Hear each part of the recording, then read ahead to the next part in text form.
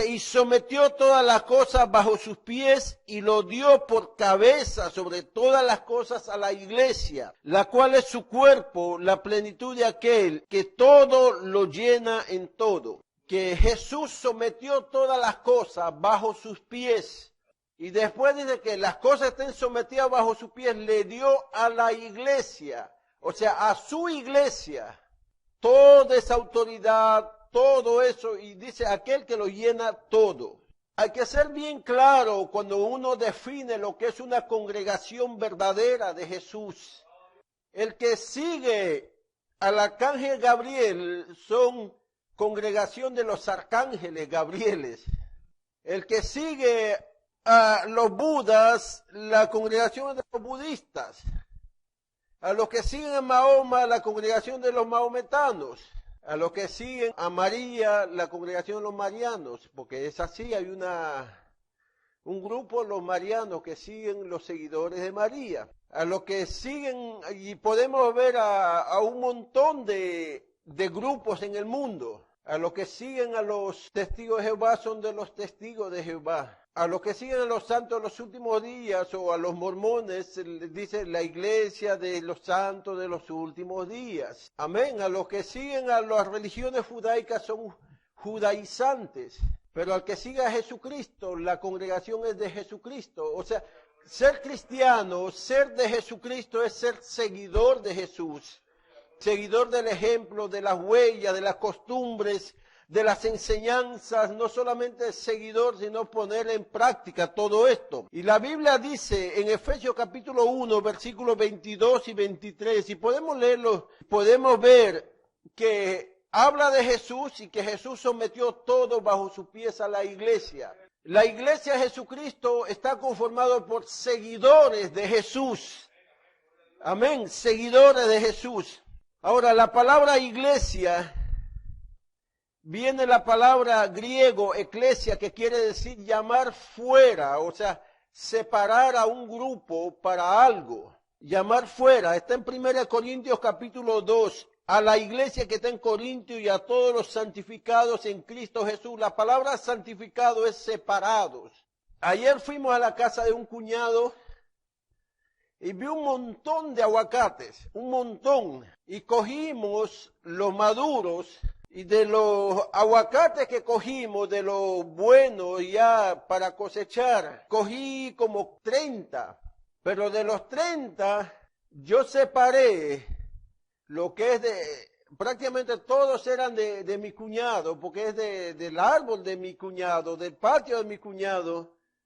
Yo separé lo que es de él. ¿Sabe cuál separé? Todos, porque todos eran de él. Y de él separó unos cuantos para mí. Y de lo que yo separé unos cuantos, ya no eran 30, sino eran como 8 para mí. Y de los 8 yo separé lo que va a quedar en casa, como 6. Y de los 6 vamos a esperar que madure. O sea, santificar, la palabra santificar significa separar. O sea, la iglesia es un grupo de personas separados. Santificado es separar. Entonces, la iglesia de Jesucristo, de todo el planeta Tierra, de todos los cristianos y todos los, Jesús separa a sus hijos, a sus escogidos. Y ya no es todo, sino ya es un grupo elegidos y separados. Santificar significa separar. La iglesia de Cristo es separados. En todo se supone y debe ser así que en toda la tierra, en cada ciudad haya un grupo de personas separados por Jesús, que es la iglesia de ese lugar. El caso de aquí, la iglesia de Cuesta Blanca. El caso de Tiatira, la iglesia de Tiatira. El caso de Esmirna, la iglesia de Esmirna. El caso de Nueva York debe ser la iglesia de Nueva York. La iglesia cristiana de Nueva York, como dice la Biblia. En caso de Peñuelas, la iglesia cristiana de Peñuelas. Separar, santificar significa separar. Dice, y a la iglesia que está en Corinto, esto está en 1 Corintios 1:12. Cuando Pablo le habla a Filemón, le dice, Filemón, y la iglesia que está en tu casa, o sea, en la casa de Filemón había grupos de cristianos que adoraban a Dios. La iglesia es el grupo de personas que son 2 o 3 congregados En el nombre de Jesús, Jesús está en medio de ellos. La iglesia no lo fundó ninguna congregación, ningún concilio. La iglesia lo fundó Cristo. Y la iglesia está por todo lugar de la tierra. Nadie es dueño de la iglesia. Nadie es dueño de la salvación. La salvación es de Jesús. La salvación lo pertenece a Jesús. Ahora, la iglesia está constituida por hombres y mujeres que decidieron servir a Jesús. Estoy hablando de la iglesia cristiana. Separaron su vida, se alejaron de sus deseos personales para servir a Jesús. Gloria a Dios. En Colosenses 1:24 dice, ahora me gozo y por eso padezco por ustedes y cumplo en mi carne las aflicciones de Cristo. Una persona que decide, esa persona tiene que decidir padecer por Jesús, sufrir por Él, compartir la pasión que tenía Jesús por las almas, la salvación de las almas, y vivir para agradar al Señor. No es fácil servir para agradar al Señor. Si uno pregunta a los jóvenes no quieren servir al Señor. Ahora, antes, las personas querían ser pastores, querían ser predicadores, querían ser evangelistas, y los pastores de antes ayudaban a esos jóvenes. Pero ahora no quieren servir al Señor. Los institutos bíblicos están vacíos, no quieren. No solamente eso pasa en la iglesia pentecostales, y aún en las otras congregaciones cristianas, tampoco, no hay estudiantes, no hay jóvenes que quieran.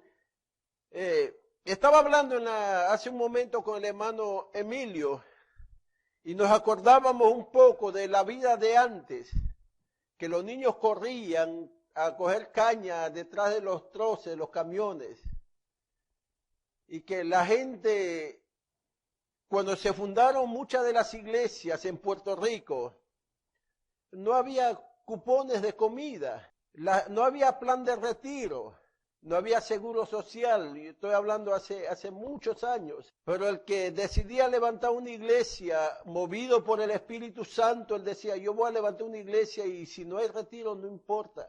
No tengo trabajo, no importa. Dios me mandó a levantar una iglesia, y levantaban una iglesia y pasaban necesidad y pasaban hambre. No les importaba, pero decidían servirle al Señor y sufrir por la causa del Señor. Muchas bendiciones llegaron después. Yo conozco pastores que decidieron servir al Señor y dejaron todo por atender la iglesia de Jesús, que es la novia del Señor. Los pastores somos seres humanos que sufrimos, que pasamos necesidad, que nos cansamos, que nos da hambre, nos da sueño, nos da ganas de salir corriendo, nos da ganas también de correr, treparnos en un árbol, de jugar por ahí, quizás descansar en una hamaca todo el día. Somos seres humanos, pero los predicadores modernos muchas veces ellos no quieren demostrar que se cansan, que se equivocan, que fallan. La verdadera iglesia de Jesús está conformada por hombres y mujeres que son imperfectos, pero en su imperfección están buscando a Dios. La iglesia está conformada por hombres así sencillos, que quieren servir al Señor hasta el momento en que deje de respirar en esta tierra. La verdadera iglesia, los apóstoles eran así. A los apóstoles no los veías en los palacios los reyes, en las casas los gobernadores. A los apóstoles verdaderos de Jesús, tú los veías en las calles, tú los veías caminando. La Biblia dice que lo veían en la casa de gente humilde, gente sencillo. Esos verdaderos apóstoles del Señor no tenían guardaespaldas. No decían, voy a comprarme un carro último modelo. No, los verdaderos apóstoles no tenían personas ahí. Me mandaron un video que cada vez que invitan a un predicador en una iglesia, lo llevan cargando al altar. Y en el altar él predica, profetiza, habla en lenguas, hace un show ahí. Y cuando sale, lo sacan cargando del altar y lo montan en su carro. Los verdaderos apóstoles daban su vida porque eran hombres separados, literalmente separados de todo y decidieron servir al Señor con todo su corazón. Conocí otro pastor, él se llama Carlos, era flaquito, él no tenía una mano. Él cuando estaba predicando en un sitio, se fue detrás del patio de una casa y empezó a coger limones. Y en medio de los limones había una serpiente venenosa, de eso que tiene el veneno destructor de tejido, que cuando te pica empieza a caer un canto la carne. Y tuvieron que cortarle el brazo porque se le estaba dañando todo el cuerpo. Ese hermanito anda predicando. Lo han tirado piedra, él se para, sigue predicando, se casó y él camina y camina mucho y la esposa también camina y la esposa le se agarra a veces para no quedar atrás del muñoncito de la mano de él. Y tú lo ves caminando así, agarrado de la mano los dos. Hombres que yo he conocido y admiro y no sé dónde está Carlitos ahora. La verdadera iglesia está conformada de hombres y mujeres que se separan para servir al Señor. No es fácil servir al Señor, no es fácil. Que la iglesia de Cristo debe tener unas características. Primero, la iglesia de Cristo tiene que tener unidad. Nunca jamás, escúcheme hermano, nunca jamás un hermano de una iglesia debe hablar mal del hermano que se sienta a su lado o se congrega en la misma iglesia. Nunca jamás, aunque esté actuando mal ese hermano, nunca jamás. La Biblia dice, si tú ves tu hermano está actuando mal, ve y habla con él a solas. No hables mal de tu hermano. La unidad de la iglesia tiene que ser así. Debemos estar unidos. Yo no voy a hablar jamás mal de algún joven, de alguno de mis hijos, de algún hermano o hermana de la iglesia. Si están actuando mal, tengo que hablar con ellos personalmente. El error en muchas iglesias es que hay hermanos hablando mal de otros hermanos. Siempre. Y eso hace daño a la iglesia, hace daño a la unidad. La Biblia dice que la iglesia debe estar unidos. En San Juan 17:21, Jesús orando dice, para que todos sean uno, como tú, Padre, en mí y yo en ti, también que ellos sean uno en nosotros. ¿Acaso Jesús estaba hablando mal de su Padre? ¿O Jehová estuvo hablando mal de Jesús? Si la iglesia no está unida, ¿cómo la gente va a creer que hay una iglesia de Jesús en la tierra? Por ejemplo, en Corintios 11:13 dice, ¿acaso está dividido Cristo? ¿Fue crucificado Pablo por ustedes o fuiste bautizado en el nombre de Pablo? O sea, los apóstoles, ni siquiera ellos querían aceptar que alguien diga, yo estoy con Pedro, yo estoy con Pablo, yo estoy con Cefas. Ni siquiera querían saber, a pesar que Pedro, Cefas y Pablo hablaban de Jesús, apuntaban siempre a Jesús. Decían, no, somos todos de Cristo. Cristo no está dividido. Dice, os ruego pues hermano en el nombre de nuestro Señor Jesucristo que hablen todos una misma cosa. Una misma cosa, que no haya entre ustedes divisiones, sino que estén perfectamente unidos en la misma mente y en el mismo parecer. O sea que se hable lo mismo. No se puede decir yo apoyo esto y yo estoy apoyando el otro. No, que hablemos una misma cosa. ¿Cuál es la misma cosa? Jesús, Jesucristo, la palabra. Pero vamos a ver otra virtud de una verdadera iglesia, es la santidad. Hay mucha gente que piensa, y está en lo correcto, que en la casa de oración hay un lugar, en el altar donde nos arrodillamos, donde nos acercamos a Dios. Es un lugar que ya está santificado en el sentido de que aquí jamás, mientras cristianos vivan, jamás alguien se va a sentar a beber algo. Un licor, o a comer, o a hacer algo incorrecto. O sea, este lugar ya está santificado, está separado para exaltar el nombre de Dios. Jamás alguien debe permitir aquí que alguien haga un baile sensual, o hable malas palabras, o insulte de aquí a gente, porque esto ya está separado. Pero ¿sabes? La santidad más grande, más hermosa que puede haber es que una persona separe su vida bien para eso. Que diga, jamás voy a ponerme a beber alcohol, jamás tengo que fumar cigarro, jamás debo consumir droga. Que él mismo se separe y diga, jamás voy a hablar malas palabras, palabras soeces. Que él mismo se separa y diga, jamás voy a hacer daño con mis palabras, voy a bendecir. Eso es santidad, eso es separarse para servir a Dios. Y que la persona que se separa para servir a Dios dice, voy a usar mis labios para exaltar el nombre de Dios.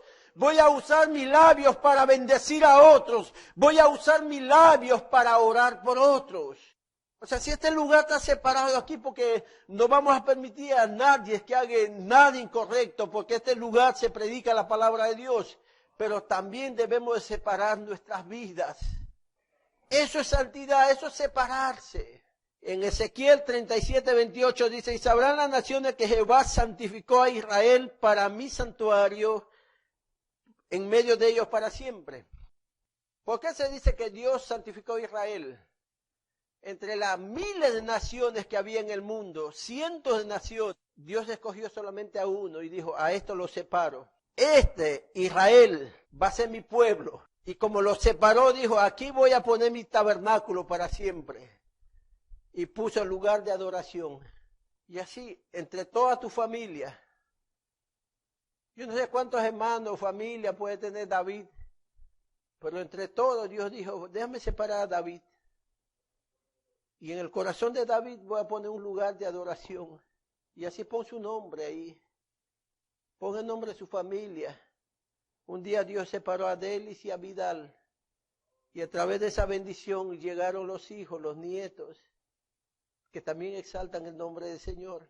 En 1 Pedro capítulo 1, versículos 15 y 16 dice, sino como aquel que os llamó es santo, sed también ustedes santos en toda vuestra manera de vivir, porque escrito está, sed santos como yo soy santo. Alabado sea el Señor. Ahora, la verdadera iglesia de Jesús tiene que tener también otra virtud que se llama fe. El cristiano no hace obras para ser salvos. El cristiano hace obras porque ya es salvo en gratitud a Dios.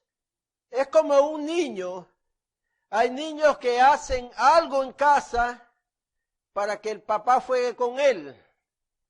Pero hay niños que, como les digo, ya el papá juega con él hace tiempo y él hace las cosas ahí por estar contento con su papá y feliz ahí. Dice, no, papi me quiere y punto, yo le ayudo. Se acabó el temor ese. Y el cristiano sirve al Señor porque está agradecido de la salvación y de las bendiciones de Dios. La otra virtud de la iglesia, voy terminando, me falta un poquito, se llama autoridad. Los verdaderos cristianos tienen autoridad. Algunos lo ejercen, otros no. ¿Cuál es la autoridad? Decir, hoy yo tengo que orar. Y ni cansancio, ni hambre, ni sueño, ni televisor, ni programa me va a quitar ese tiempo. Yo voy a orar y punto, se acabó. Nadie me va a distraer. El cristiano verdadero tiene la autoridad de decir, no me va a tentar ningún vicio. El cristiano tiene autoridad. Si un amigo le dice, mira, yo voy a ir a tal lugar, a ver a tal persona. El verdadero cristiano evalúa y dice, no, si esa persona que va a ver no es de Dios, no voy, se acabó. La Biblia dice que el cristiano tiene autoridad. Cuando te dicen, ve a tal sitio y sabes que eso no es correcto, no vayas y punto, nadie te puede obligar. Autoridad sobre demonios, autoridad sobre enfermedades, autoridad sobre todo. Pero la autoridad no lo tiene él para que él sea un mandón ahí. No, la autoridad es en el nombre de Jesús. La sanidad es en el nombre, no en el nombre de ese cristiano, no, es en el nombre de Jesús. Ahora Dios mandó a la iglesia la misión de predicar el evangelio. Y Jesús le dijo, no vayan y prediquen. Las señales le van a seguir.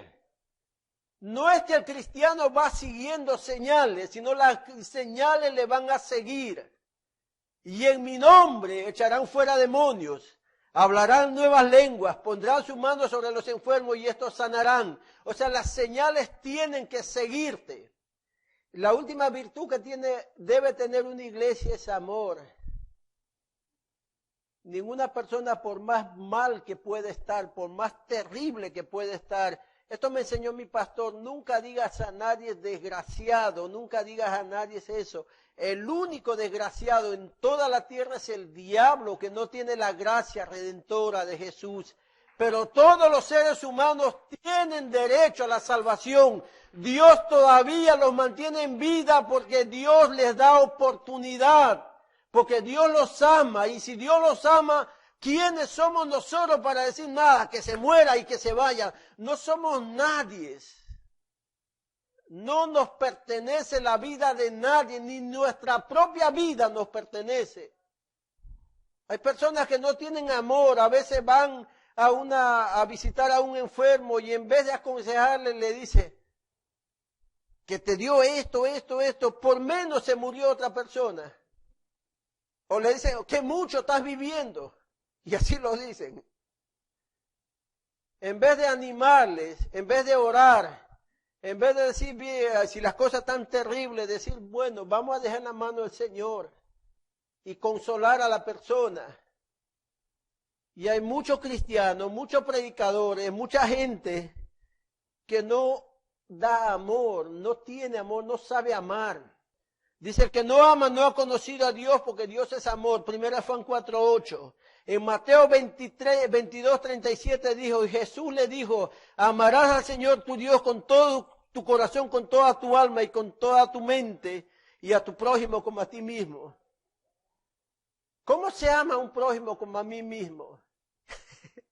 Si yo quiero comer un arroz con habichuelas, un refresco de parcha ahí, natural, y busco cómo comer eso y descansar bajo el palito de mango que tengo detrás de casa y escuchando a los loritos que cantan y me silban ahí y viendo al gallito, kiri, kiri, y ahí cogiendo fresco. Si yo me amo tanto que quiero ese descanso para mí, pero si yo amo a mi prójimo como a mí mismo, yo debo procurar que otros también tengan ese descanso, tengan esa comida, tengan esa paz que tengo, tengan esa oportunidad que yo tengo, como a mí mismo. Si yo tengo donde dormir, una buena cama, debo procurar que mi prójimo también tenga una cama. Si yo tengo comida, tengo que procurar que mi prójimo tenga comida. No guardarme todo para mí. Eso es amor. Amén. Denle un aplauso al Señor. Aleluya. Eso nos enseñó Jesús. Jesús vio a la multitud, tenían hambre y sintió compasión por ellos. Y le dijo, Pedro, ¿qué hay para comer? Señor, esto, dale de comer ustedes. Señor, no hay. Entonces, ¿qué hay ahí? Y Jesús multiplicó. O sea, Jesús tenía hambre. Y Jesús dijo, aquí hay una multitud que también tiene hambre. Y yo los amo. Si yo amo saciarme, entonces yo también voy a hacer que ellos se sacien. Y Jesús hizo ese milagro.